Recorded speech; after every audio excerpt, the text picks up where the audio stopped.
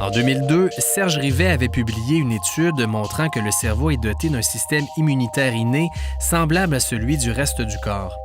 Depuis, il poursuit ses recherches sur les cellules de ce système immunitaire et sur le rôle qu'elles pourraient jouer dans la lutte contre la maladie d'Alzheimer. Il y a un peu plus de 10 ans, on a travaillé sur une particularité du système immunitaire qu'on appelle le système immunitaire inné. En particulier sur certaines cellules qui composent ce système immunitaire-là qu'on appelle les monocytes. Et dans le cerveau, on les appelle les cellules microgliales. Une vingtaine d'années, on était un des premiers groupes à caractériser le rôle immunitaire de ces cellules-là, ce qu'on appelait le système immunitaire inné du cerveau. De fil en aiguille, on s'est mis à travailler sur des maladies du cerveau, comme la maladie d'Alzheimer, entre autres. Et puis on a observé justement une caractéristique très intéressante de cette cellule-là, qui, lorsqu'on voit par exemple des protéines toxiques qui causent la maladie d'Alzheimer, entre autres, ce qu'on appelle les plaques séniles, on trouve ces cellules microgliales-là un peu tout autour des plaques séniles finalement.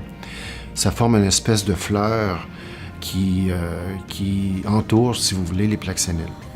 Donc on s'est demandé c'était quoi le rôle de ces cellules-là finalement. Et puis, avec toutes sortes d'études moléculaires, avec la génération de souris aussi transgéniques qui expriment la maladie d'Alzheimer, on s'est aperçu qu'elle avait un rôle, justement, de neuroprotecteur, finalement. Elle essayait de contrôler la croissance des plaques séniles, elle essayait de contrôler aussi, justement, le fait que ces plaques-là peuvent être extrêmement toxiques. En 2006, Serge Rivet publie les résultats de ses travaux qui vont à contre-courant de la plupart des autres études de l'époque.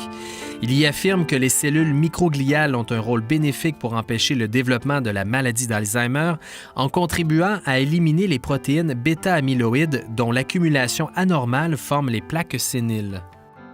Donc, notre hypothèse à cette époque, c'était que chez une personne saine, qui n'a pas la maladie d'Alzheimer, probablement que son système immunitaire inné va éliminer de façon tout à fait naturelle ces protéines-là qui sont extrêmement toxiques.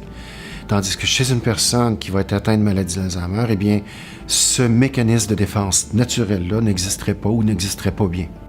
Cette hypothèse ouvre des perspectives de traitement qui agiraient en stimulant le système immunitaire pour qu'il puisse éliminer plus efficacement les protéines bêta-amyloïdes. On a publié récemment, en 2013, une molécule synthétique qui va stimuler un récepteur, justement, de la famille des récepteurs de l'immunité innée. Et en faisant ça, on était capable, justement, de prévenir l'accumulation de bêta-amyloïdes jusqu'à 80% chez certaines souris, entre autres. Donc, c'est une immunité tout à fait naturelle. L'objectif ultime est de créer un vaccin sécuritaire qui ciblerait les protéines bêta-amyloïdes pour que celles-ci soient éliminées par le système immunitaire avant même qu'elles ne commencent à s'accumuler dans le cerveau. Le problème avec l'immunothérapie en Alzheimer, c'est qu'il y a une dizaine d'années, même un peu plus, il y a une quinzaine d'années, les premiers vaccins qui ont été testés ont causé des dommages. Tout ce qui est Santé Canada, le FDA, etc., sont devenus très frileux à l'effet qu'un vaccin Alzheimer puisse être testé comme ça, finalement. Ça fait retarder énormément. Donc, c'est pour ça, maintenant, les vaccins qui sont testés, ce sont des vaccins qu'on appelle des vaccins en utilisant des anticorps monoclonaux. C'est un peu plus sécuritaire, etc. Il n'y a donc pas une poussée d'anticorps qui vont être faits par le corps, justement. On l'injecte déjà dans le vaccin.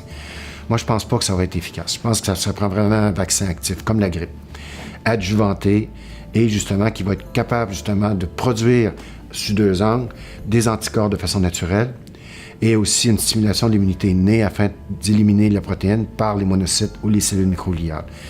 Bien entendu, il faut en arriver avec quelque chose de sécuritaire, ce qui va venir, et un jour, on pourra vacciner tout le monde finalement. On verra bien, dans 20-25 ans, si on a favorisé une régression de la maladie dans les années qui vont venir, mais on n'aura pas le choix de faire ça. Présentement, on est dans des années difficiles pour la recherche parce que les subventions sont très, très compétitives. Donc, les chercheurs, le taux de succès est extrêmement faible au Canada, aux États-Unis aussi. C'est des années difficiles, mais tant que tu restes passionné, tu es capable de faire ton travail, tu es capable d'y croire aussi. Là. Bien que de faire rouler le labo, des fois, c'est un peu plus difficile. Dans le contexte, ce qui est intéressant présentement, c'est le contexte de nouveaux mécanismes, de nouvelles techniques. Comme nous, on a développé une nouvelle technique pour visualiser justement dans le cerveau d'animaux vivants tout ce mécanisme-là vivant. On a rapporté ça justement récemment. Donc, ce genre d'approche-là, ça nous permet d'aller voir ce qu'on avait vu il y a 10 ans, mais réellement. chez la souris qui développe la maladie, on voit les cellules qui bougent, puis avec des molécules, on est capable de voir justement comment ces cellules-là vont être capables de les éliminer, etc. Ce sont des nouvelles approches technologiques qui sont extrêmement puissantes. Puis il y a des nouvelles approches technologiques moléculaires aussi qui nous permettent d'aller découper le génome lorsque l'animal est vivant, par exemple, ce qu'on n'avait pas le luxe de faire avant. Donc ce genre de technologie-là, maintenant, nous aide à avancer de façon beaucoup plus rapide. Et j'ai l'impression que ça va nous aider aussi. C'est très motivant aussi de cette façon-là.